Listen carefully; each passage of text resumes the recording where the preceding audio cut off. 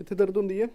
ਇੱਥੇ ਆ ਕੰਮ ਤੇ ਇੱਧਰਲੀ ਸਾਈਡ? ਹਾਂ ਕੋਈ ਗੱਲ ਨਹੀਂ, ਲੂਜ਼ ਕਰ ਥੋੜਾ, ਲੂਜ਼ ਲੂਜ਼।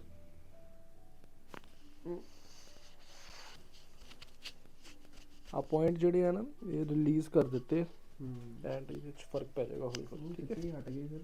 ਹਾਂ ਹਟ ਗਈ ਆ ਬਾਕੀ ਹਾਂ। ਠੀਕ, ਗੁੱਡ।